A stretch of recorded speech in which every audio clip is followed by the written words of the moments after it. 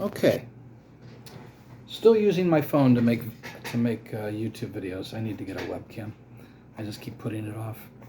I wanted to share with all of you, for those of you who might be interested, I created my own combat system for D&D, and I wanted to share it here and get some feedback. This was done like maybe 15 years ago. I've only play tested it a couple times with low-level parties, and it went well. People liked it. It involves rolling two 10-sided dice instead of one 20-sided die. And you're making an attack roll and a defense roll, which may or may not overly convolute the game. I'm not entirely sure yet. So far, it played well, but I don't know about it at high levels. But people liked rolling the two dice. They like rolling attack and defense, so it did go well. And I decided, let's just come on here and share this with you and see what you think. So I'll try to be brief.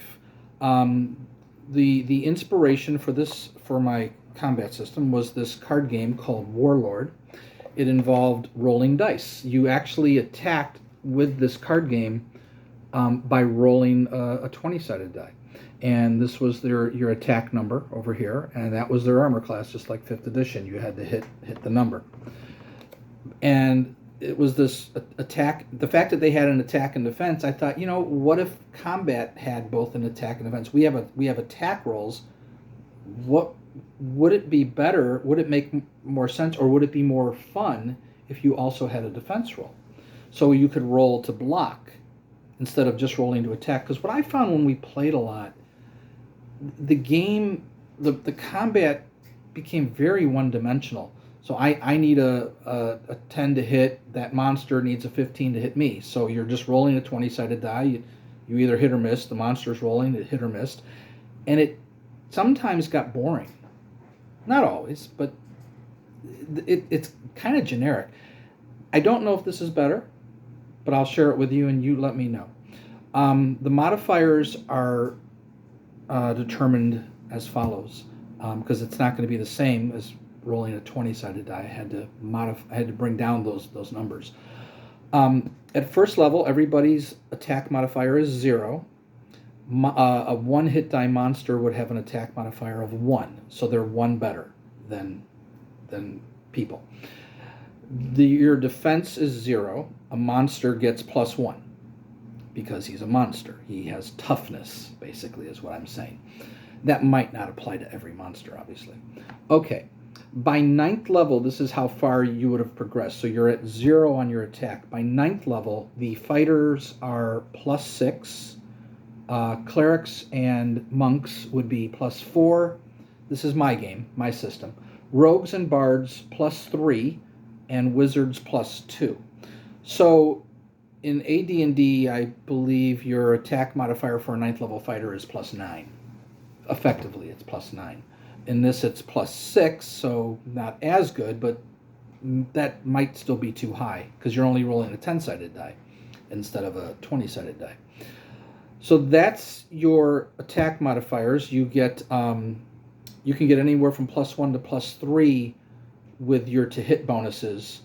My bonuses go 14 and 15.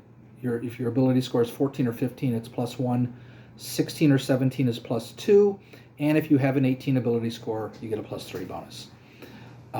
That's slightly different from 1st or 2nd edition D&D, and obviously different from the other editions too. So your defense is as follows. I'm not using as many types of armor in my game, especially because of the system. So leather armor gives you a +1 bonus. Scale armor or chain armor gives you +2. Splint or banded gives you +3. Plate mail gives you +4. There is elven chainmail in my game, which would give you +5, but I make that a very rare thing. You can't just go buy elven chainmail; it's not around. Yeah.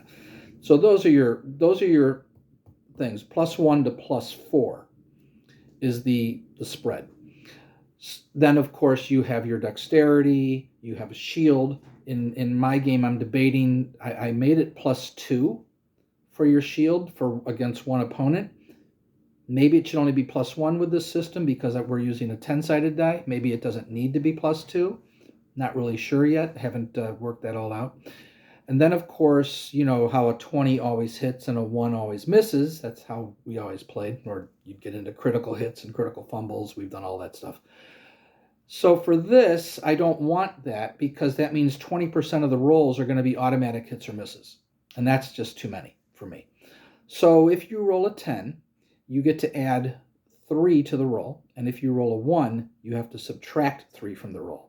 So it's not automatic, but it's very likely that you succeeded or failed. Your opponent could roll 10s or 1s too. So if you both roll a 1, you know.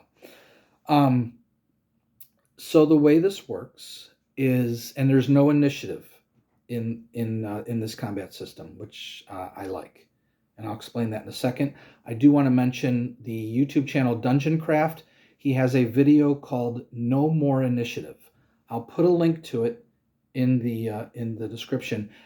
He created a system to roll 20-sided dice, just the regular game, and he doesn't use initiative, and he explains how he does it. He gives all kinds of examples, and it's a really good video, and I loved watching it.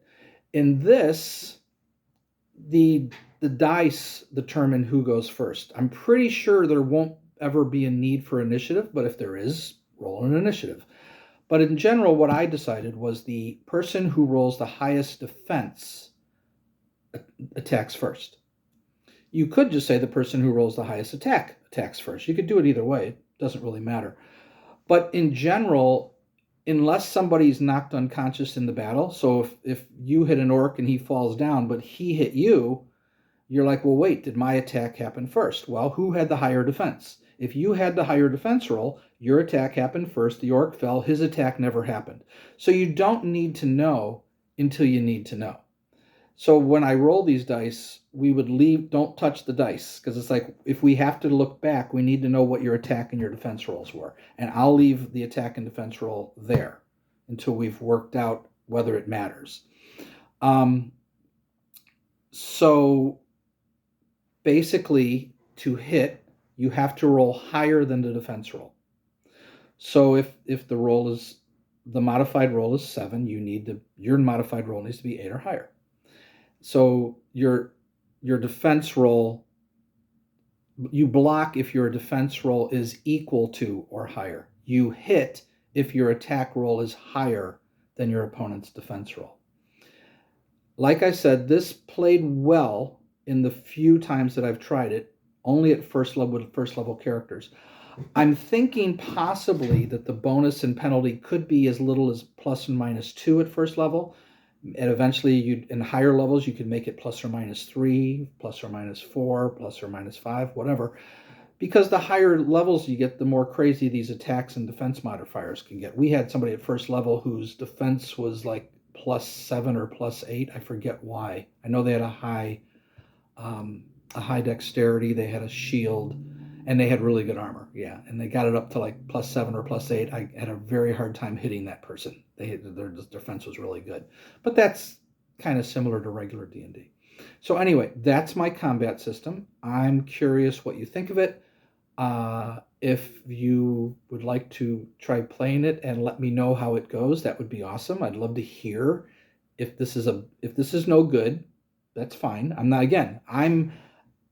I have not played hardly much D&D lately at all, so I haven't been able to play test it anymore. And like I said, I created this around 15 years ago and had a lot of fun doing it, and I want to see what other people think of it. That's it. So let me know, and I'll leave the link to Dungeon Craft's video about No More Initiative. I think you'll find that very interesting, especially since he's using 20-sided dice. All right, talk to you guys later.